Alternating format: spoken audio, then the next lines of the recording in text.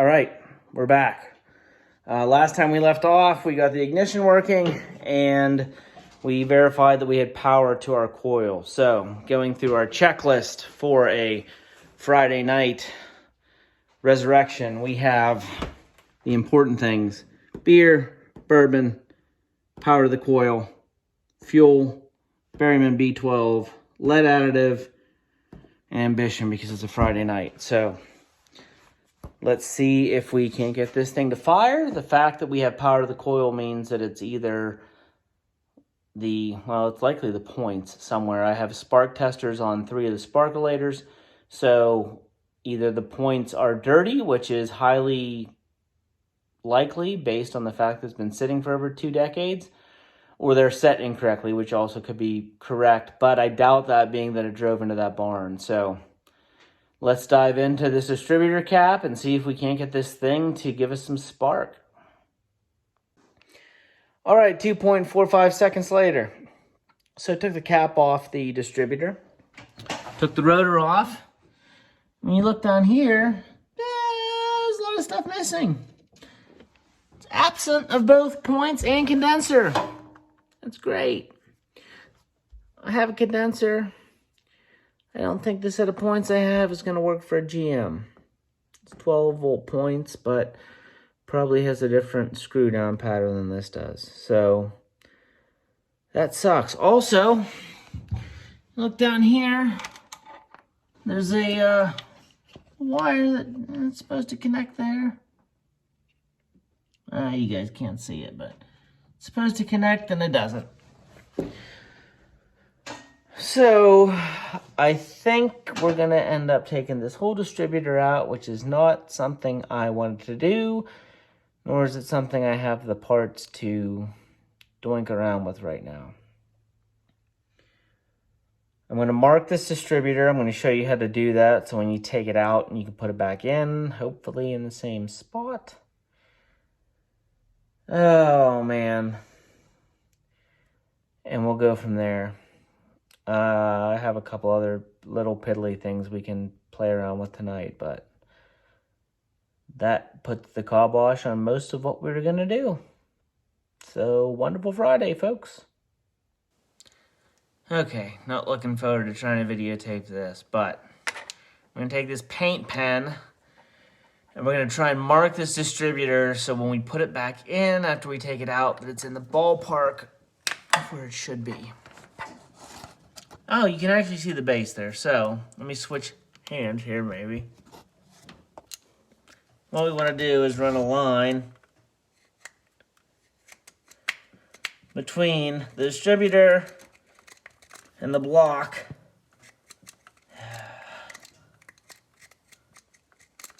So we can line that back up and we put it back together.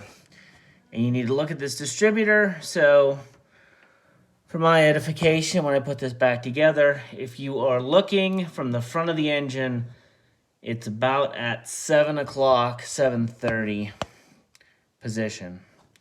So I'm going to have to take this out, unhook the wire from the coil, take this whole thing apart, put it back together, get it to line up. It's GM, so I'm sure that I can get a set of points and a condenser. And it's probably for the better. This thing's pretty crusty, so we're going to run it through the sandblaster and get back to you. In the meantime, I've got the air cleaner sitting over there. I got some paint. We're going to touch up the air cleaner. And that's all really we have to do for tonight. So it's an easy Friday, folks. So much for that ambition. She's out, folks. I don't know if this paint means that she was the original distributor from the factory, or if it means that she was in when it was repainted. But you can see this wire off the vacuum advance is gone. So we need to fix that, which isn't terrible now that it's out. We got to clean all this up. And we need some points, and we need a condenser. I've got the condenser, but the real question is, do the points I have fit this unit? So stay tuned and we'll get this thing back together. In the meantime, all right, well, getting it started is off the list for tonight because the points that I have don't fit in that distributor. So I'm gonna have to run into town tomorrow. It's already, oh God, probably 8, 9 o'clock. Everything's closed. In the meantime, we're gonna do a little bit of cosmetic work on this here. The 66 and 67 Toronado, I have learned, have very specific engine paint codes that they didn't use on anything else. So this beautiful hue of silver baby bluish is unique to that car. And it cost a fortune to get that color made. If you can even find the paint codes. So I did a ton of research on the Oldsmobile forums, and this VHT, I don't see the number on here, but I looked it up. Everybody that has a 66 and 67 Toronado recommended this VHT engine paint. It's the same shade of blue for substantially cheaper. So we're not painting whole engine. If I was doing a whole engine to be period correct, we'd do a little different. But you look inside of this air cleaner, she needs some work. No one's ever going to see that. We're going to start with that portion of the air cleaner. The top could use a little work too, maybe, possibly. But we're going to start with the inside, clean it up with the Whizzy wheel, put some paint on it, see how much it compares to the rest of the engine, and then go from there. So at least we can say we accomplished something tonight. All right, folks, here's the results. I know it doesn't help that I'm shooting baby blue metallic on a baby blue metallic chair, but as you can see here, it's pretty darn close. I wouldn't say that it's exact, but this also hasn't dried all the way. And this paint here is 60 plus years old. Almost 60 years old, sorry. For the inside of an air cleaner that no one's going to see, this is perfect. I'd also say that if you were going to redo an entire 66, 67 Toronado, this would be the color for you. This is pretty spot on. I'm not going to paint the top of the air cleaner because I think it's just slightly enough different that would raise eyebrows, and a little bit of surface rust we have here is fine. That adds to the character of the vehicle. But for the inside here, there was some mice living in here. I took the old Whizzy wheel over here. I don't know what you guys call them, but one of these. Ran that through there and got all the rust down. The stuff that's still looks like it's in there, it's just the texture from having the rust. So, but no, it's pretty close. I think this is going to work. But that's all for tonight, I guess. I'm hoping tomorrow I can stop at the parts store, get us a distributor. Actually, just the points and the condenser, and get that distributor back in this car. And once we have a points and condenser in the distributor, there's no reason we shouldn't have spark and shouldn't have this thing running. So stay tuned. We're about 1 day away. All right, here we go. Got our Napa coil and points set up. So I'm going to wire brush this, wire brush the weights that we took out, clean this up. You can see this lines up here. Well, yeah, that's the way it goes to these screws. So anyways, take this apart, clean it. I'm going to have to look up what the gap was for this unit and get this thing set to put back in there. See you again. Okay, cleaned up and back together. You can see I replaced this wire here, soldered it in, and crimped it in the original crimp. We've got our points and condenser in. We've got them set, so this particular setup is a little easier. You set them with this screw here. The difficult part is getting, spin this around, getting down in there to set your points gap. I couldn't do it with feeler gauges, so I did it with a business card that I sliced down extra thin, which should get us in the ballpark. So I'm going to put the rotor cap on, which is back over there. Sorry, the rotor cap's down there. Let's see what she does. Okay, back in. Let's watch the sparks.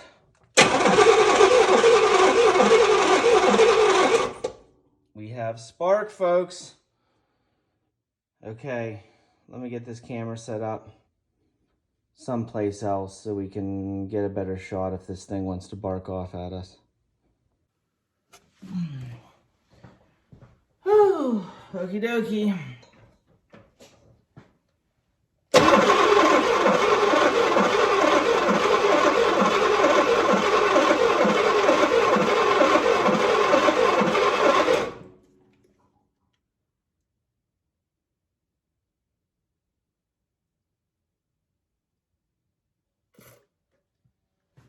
Get out of here.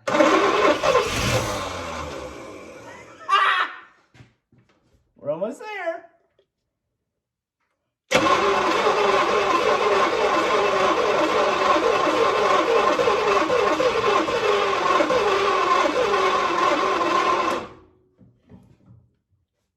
Let's hook up this battery charger so we're not totally killing the battery.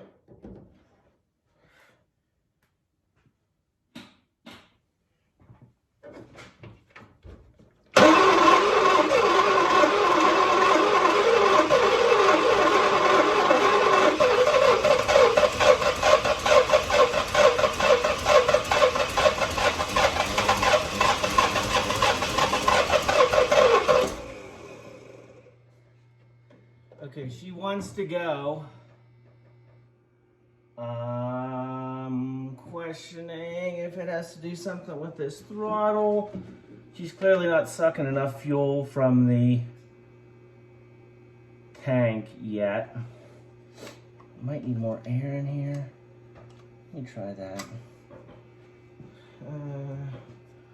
I can't two-hand this. Let me get the third. Old Indian trick. Stick a wrench or something in here when you flood your engine, so you can get fuel down there and air. Close.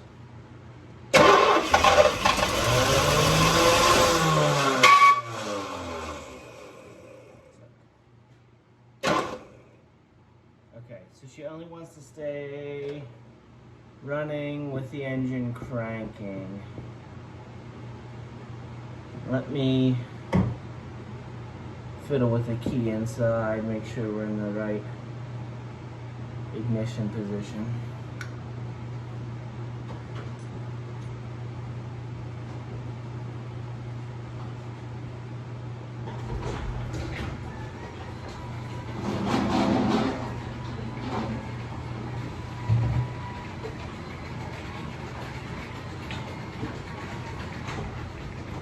All right, I opened the garage door, but had to come back and show you. We finally got one of our furry little friends. Peanut butter is the key.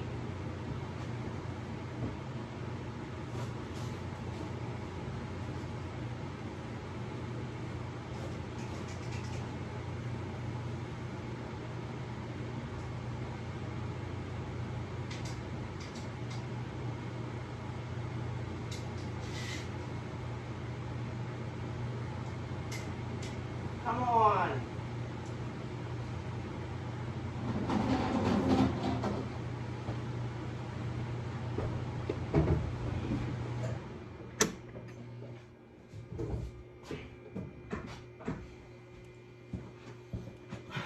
Okay, folks. Let's try this again.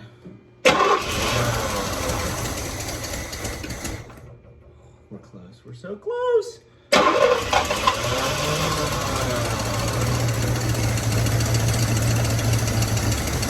First time in 23 years.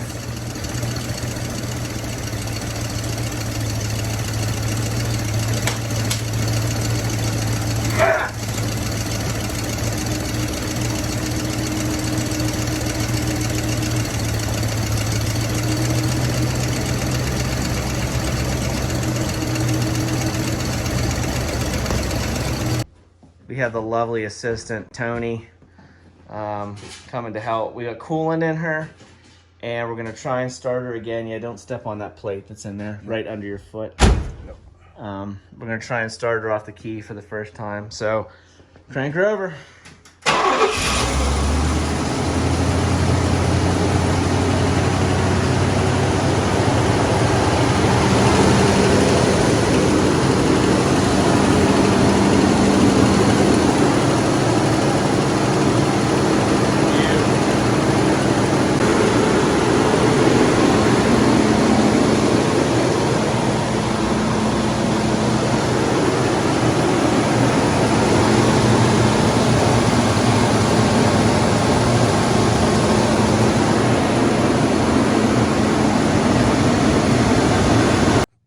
Okay, we had a little coolant leakage here out of the overflow hose.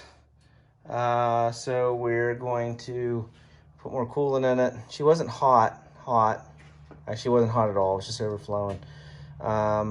We put this bucket here to run it in as an overflow tank. So I don't know if this thing has an overflow tank, where it's at. Learning a lot about 66 Tornados today. And we're gonna run her again, see what happens. Okay, it's probably hard to hear me, but we had an issue with our points gap, which was my doing, and it ran fine, and then it didn't run fine, so we adjusted the points gap. We're down here checking vacuum, which is at, it's kind of hard to see because we're sideways here. Yeah. But 20 inches of mercury, which is good. It's great. You want to get 10 to 15. My other cars don't even get that high. This thing with almost 100,000 miles, been sitting for 23 years, has better vacuum hoses on it and better engine internals than my other cars. We're making progress. Okay, we had some throttle linkage issues. If you remember from 2 episodes ago, this one linkage here, we had to lube it up. Still wasn't right, it wasn't letting it idle down. So it's sitting here now, running a decent idle. We did figure out this makeshift tank is because the tank's missing from right here, so I need a tank. But we're gonna flip this camera around. We're gonna try putting her into gear and seeing if she moves. 1 second. I move forward again. Yeah.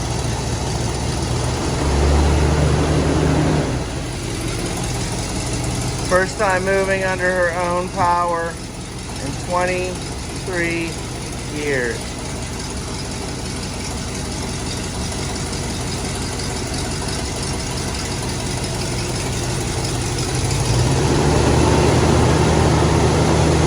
Beautiful.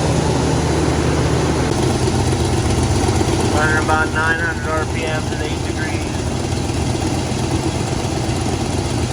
I might double check till we 1.8, but that's what I run on that car.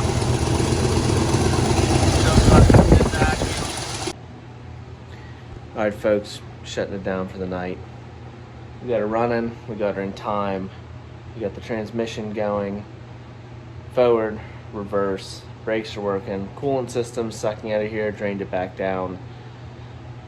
First time in 23 years this car has fired and ran and moved on its own power. That's huge. Brought this thing back to life from a tomb, sitting in a Western Pennsylvania barn, to running. She can back out now. She's gonna get washed for the first time in ages. So stay tuned, we're gonna hit it again tomorrow. Tomorrow's gonna be probably oil change, filter change. We're gonna have to do a lot with this coolant system because it is nasty. I think I'm going to flush it 2 more times. Flush it tomorrow. Flush it probably 2 more times with coolant flush before we actually put glycol in it. But yeah, we got a bunch of other work around the house here to do tomorrow, so we'll see what we get into. But biggest part's done.